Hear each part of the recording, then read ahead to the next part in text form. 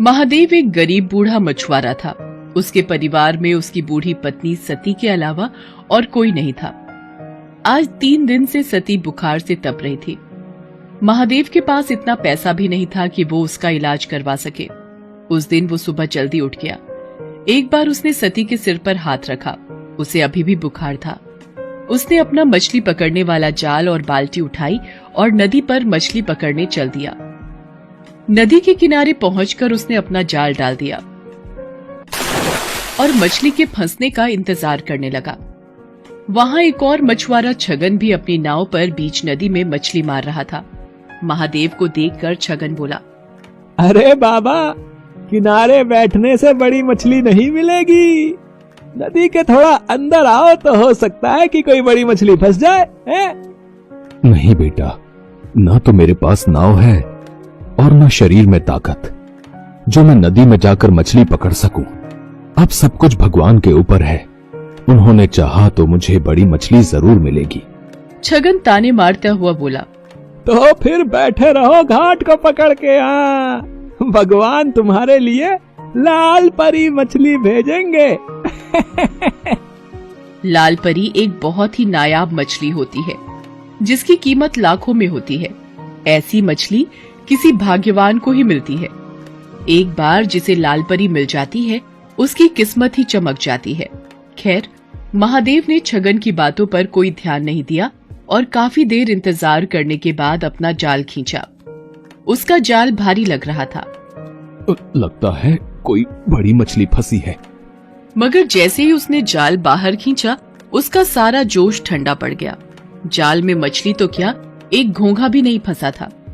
उसकी जगह उसमें ढेर सारा कचरा जैसे प्लास्टिक की बोतलें, सड़े पुराने जूते और चप्पल फंसे थे। ये देखकर छगन जोर से ठहाका लगाकर हंस पड़ा और बोला, अरे वाह बाबा वाह, है बहुत बड़ा खजाना हाथ लग गया है तुम्हारे। इसी तरह रोज खजाना मिलता रहा तो एक दिन तुम जल्दी ही रईस बन जाओगे। महादेव ने फिर उसकी बात पर कोई ध्यान नहीं दिया, बस मन ही मन बोला, हे भगवान, कैसे लोग हैं तुम्हारी दुनिया के। जो नदी हमें पीने को पानी और खाना देती है उसमें लोग न जाने क्या क्या गंदगी डाल देते हैं। इतना सोचकर उसने फिर से जाल डाला। इस बार उसके जाल में थोड़ी सी छोटी मछलियां फंस गई। लगातार मेहनत करने से महादेव का बूढ़ा शरीर थक गया था, इसलिए जो मछलियां फंसी थीं उन्हें समेटकर महादेव बाजार चल पड़ा। दिन भर महादेव ग्राहकों का इंतजार करता रहा, मगर छोटी मछलियां होने के कारण उससे मछली खरीदने कोई नहीं आया। बाकी के मछुआरे बड़ी बड़ी मछलियां पकड़ कर लाए थे। उनकी सारी मछलियां देखते ही देखते बिक गई। हे भगवान, शाम होने को आई है। अब तो बाजार भी उठने लगा है। एक भी ग्राहक नहीं आया। सोचा था थोड़ा सा पैसा आ जाएगा तो सत्ती के लिए खाना और दवाइयां लेता जाऊंगा। बेचारी बुखार से तड़प रही है। अभी महादेव ये सोच ही रहा था कि वहां एक आदमी आया और उससे बोला, बाबा, ये मछलियां कितने की हैं? बेटा, ये हैं तो 200 रुपए की, मगर मैं तुम्हें 150 में दे दूंगा। 150 तो महंगा है। मैं तो इनके केवल 100 रुपए दे सकता हूँ। वैसे भी बाजार बंद होने वाला है। अब कोई तुम्हारी मछलियां खरीदने से तो रहा, इससे पहले कि ये सब सड़ जाएं, इन्हें तुम मुझे 100 रुपए में दे दो। मरता क्या न करता। आखिर महादेव को 100 रुपयों में उसे सारी मछलियां देनी पड़ी। बाजार भी तब तक उठ चुका था। महादेव ने अपनी दुकान समेटी और वहां से घर चल दिया। अभी वो बाजार से निकल भी नहीं पाया था कि उसके कानों में एक आवाज आई, बाबा, इस कंगले की भी सुनते जाना। 3 दिन से कुछ नहीं खाया बाबा। दया करो बाबा, मुझ पर दया करो। महादेव ने मुड़कर देखा। एक अंधा अपाहिज सड़क के किनारे पड़ा कराह रहा था।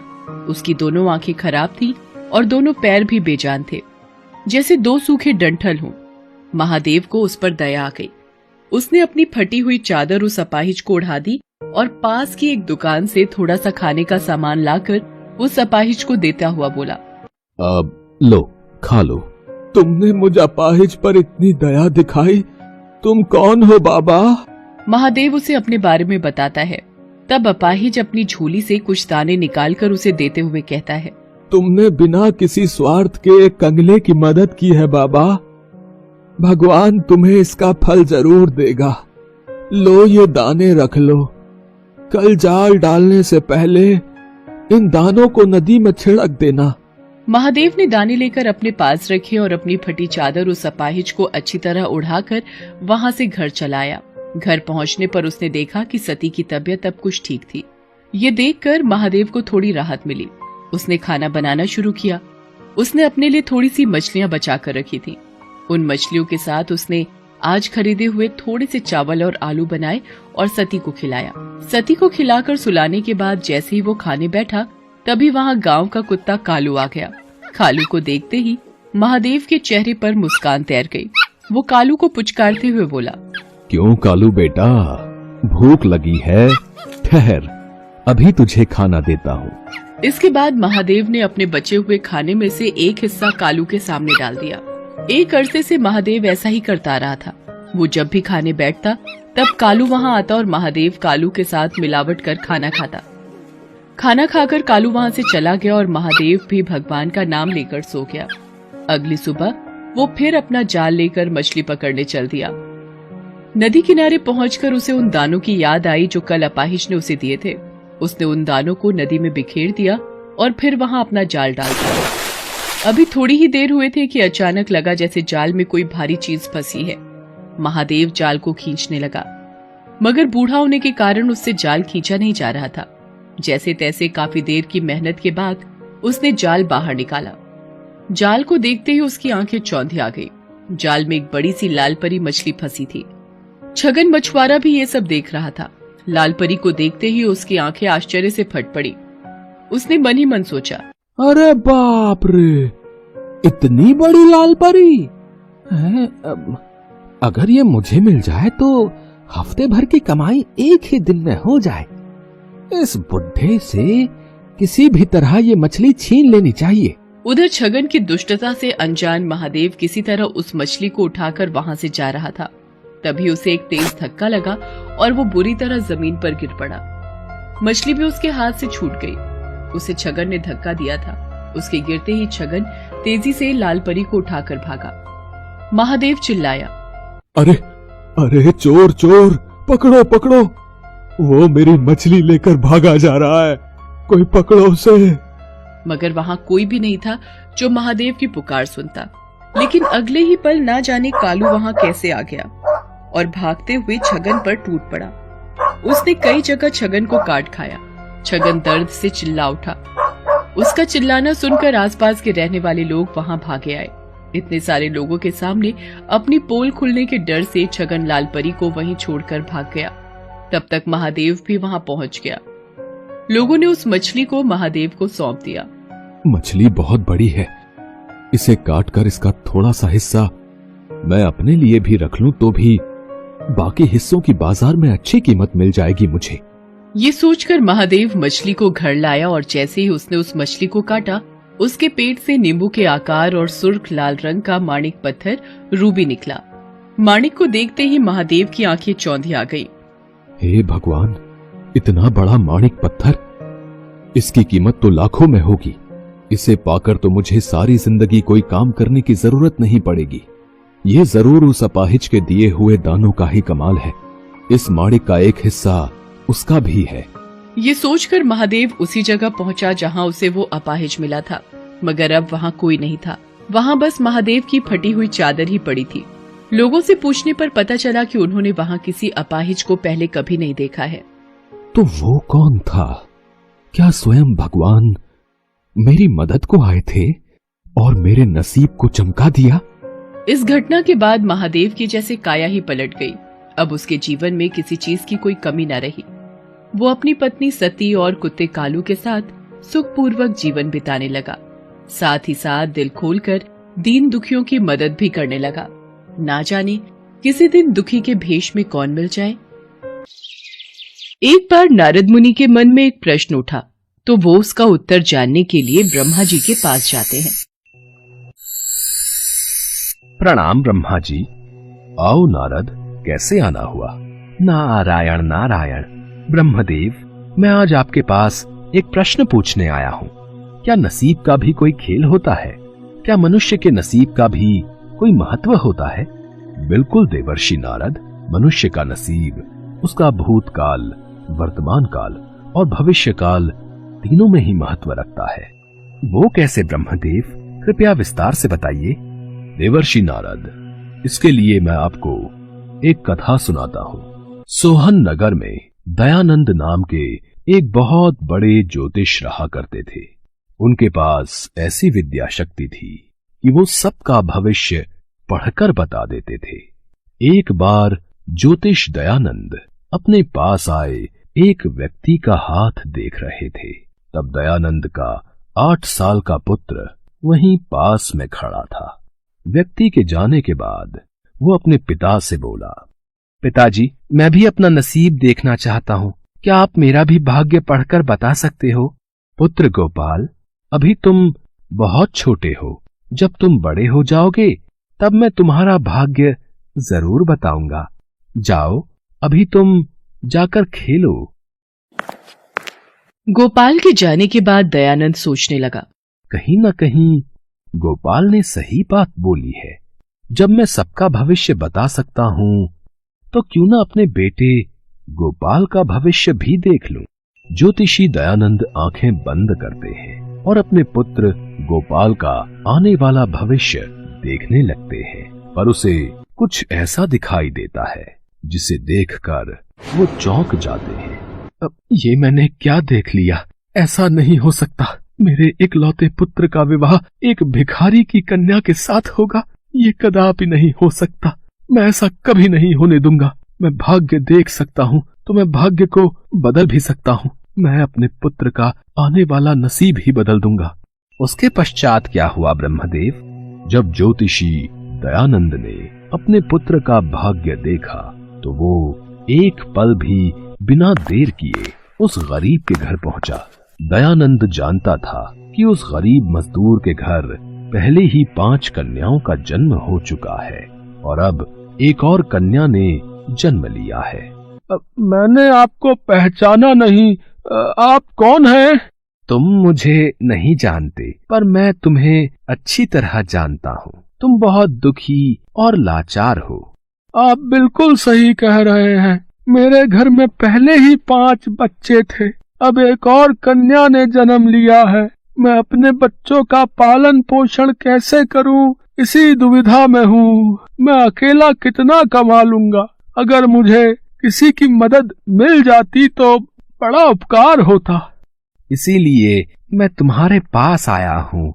मैं तुम्हारी मदद करना चाहता हूँ। मैं चाहता हूँ मैं तुम्हारी सहायता करूँ तो थोड़ा पुण्य मैं भी कमा लूं। मेरा इकलौता बेटा है, पर मेरी कोई कन्या नहीं है।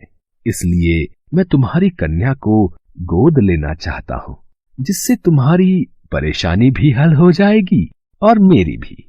मेरे पास धन दौलत संपत्ति की कोई कमी नहीं है। तुम्हारी कन्या मेरे घर राज करेगी। तुम मुझे अपनी कन्या दे दो, मैं उसे बेटी की तरह पालूंगा। दयानंद ने गरीब की मजबूरी का फायदा उठाया और गरीब बेचारा भी क्या करता, उसके पास इतना खाने को नहीं था कि वो अपने सभी बच्चों का पालन पोषण कर सके। वो तो यही चाहता था कि उसकी कन्या अगर किसी अमीर घर में जाएगी तो उसे सब ऐशो आराम मिलेंगे। इसलिए उस गरीब ने अपनी कन्या को दयानंद को देना ही उचित समझा। आपने तो मेरी मुश्किल आसान कर दी। मेरी कन्या इतने बड़े घर में रहेगी तो मेरे ऊपर भी तो बहुत उपकार होगा। यहाँ रहेगी तो गरीबी में भूखी प्यासी मर जाएगी, पर आपके यहाँ उसका अच्छे से लालन पालन होगा। मैं अभी अपनी कन्या को लेकर आता हूँ। उसके पश्चात उस गरीब मजदूर ने अपनी कन्या को इस आस में कि वो एक अमीर घर में खुश रहेगी दयानंद को सौंप दिया। पर दयानंद के मन में तो कुछ और ही पाप पनप रहा था। वो उस कन्या को लेकर एक तालाब पर पहुंचा। मैं इस कन्या को अपने घर की बहू कभी नहीं बनने दूंगा। मेरे होते हुए ये हरगिज नहीं होगा। मैं अपने बेटे का भाग्य पलट के रख दूंगा। नारायण नारायण, मेरा तो हृदय बैठा जा रहा है ब्रह्मदेव, अति शीघ्र बताइए, उसके पश्चात उस दयानंद ने मासूम कन्या का क्या किया? दयानंद ने अपने पुत्र का भाग्य पलटने के लिए उस कन्या को तालाब में फेंक दिया और वहां से हंसता हुआ वापस चला गया।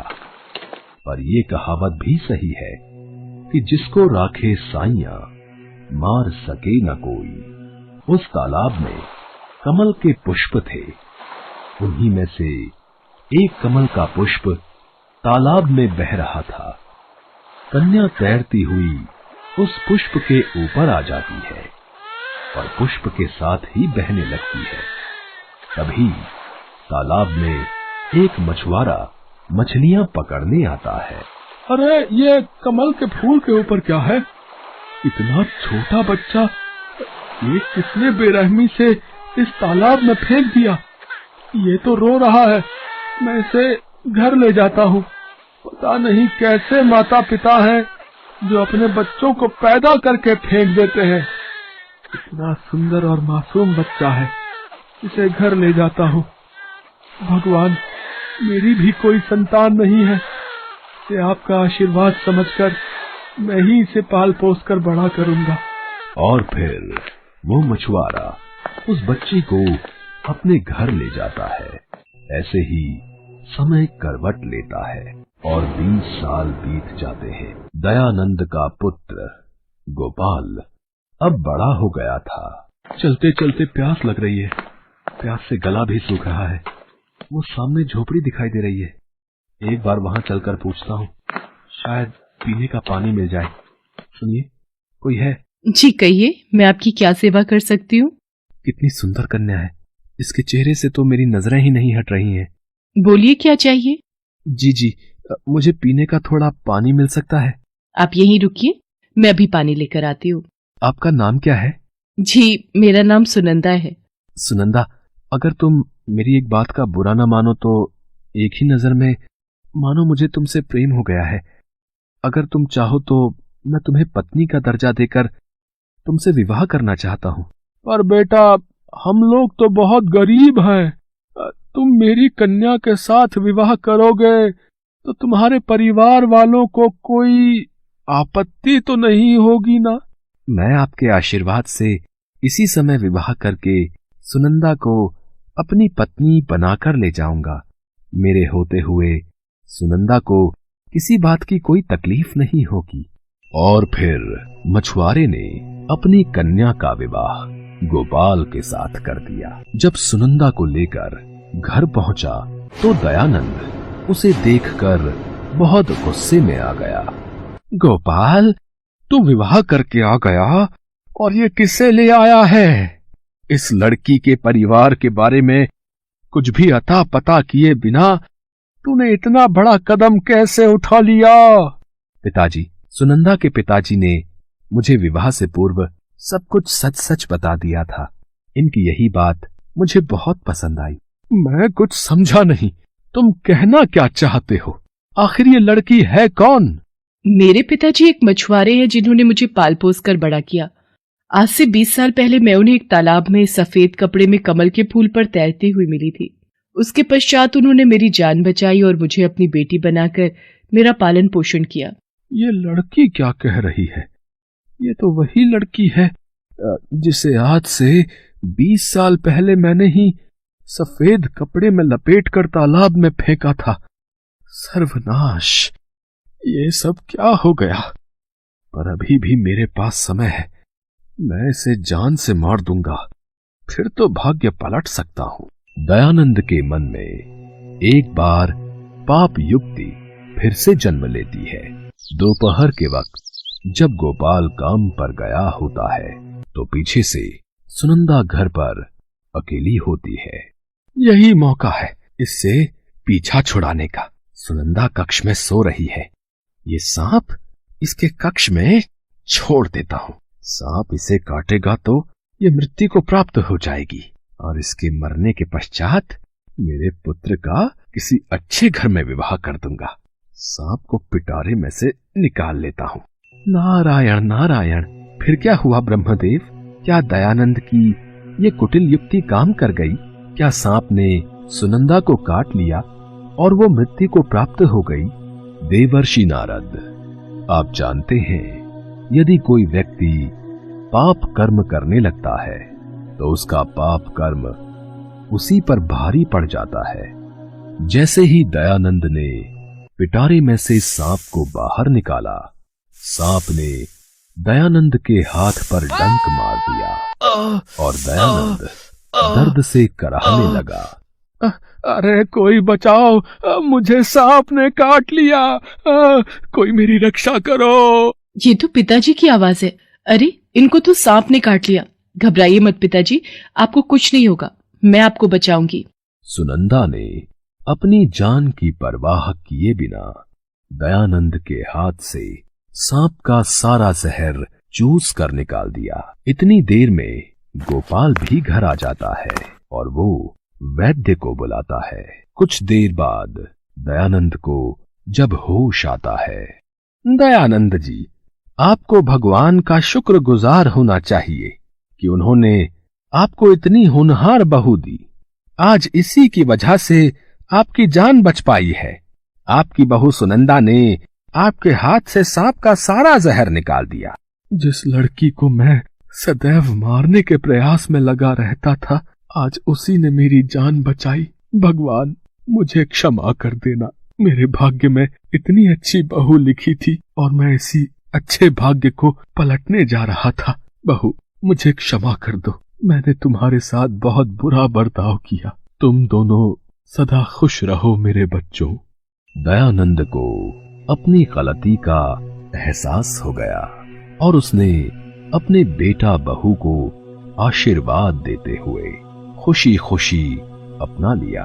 दयानंद की समझ में आ गया था कि भाग्य का लिखा कोई नहीं बदल सकता। नसीब अपना खेल जरूर दिखाता है। नारायण नारायण। ब्रह्मदेव, आपके द्वारा सुनाई इस कथा से मुझे अपने सभी प्रश्नों के उत्तर मिल गए। नारायण नारायण। आपकी जय हो ब्रह्मदेव।